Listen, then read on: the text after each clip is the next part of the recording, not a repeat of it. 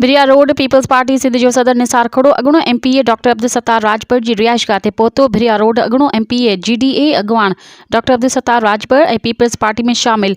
बिरिया रोड Peoples Party Sindh जे सदर निसार खोड़ो जे हथ ते अब्दुल सत्तार राजपर पीपल्स पार्टी में बाज़ाब्ता तौर शामिल थियण जो ऐलान। बिरिया रोड डॉक्टर अब्दुल सत्तार राजपर के पीपल्स पार्टी में वेलकम कयूं था। पुराणो साथी आहे, गॾिजी कमु कंदासीं। निसार खोड़ो बिरिया रोड शहीदनि जी पार्टी में शामिल थिया आहियूं। अॻे बि ख़िदमत कई आहे। हिन भेरे पीपल्स पार्टी वॾी अक्सरियत सां कटींदी।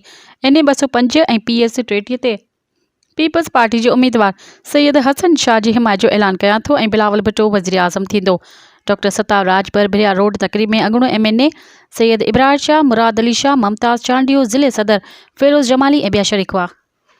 मज़ीद ख़बरनि ऐं तफ़सीलात लाइ विज़िट कयो असांजी वेबसाइट www.awamiNewsHD.com ऐं ॾिसंदा रहो अवामी न्यूज़ HD।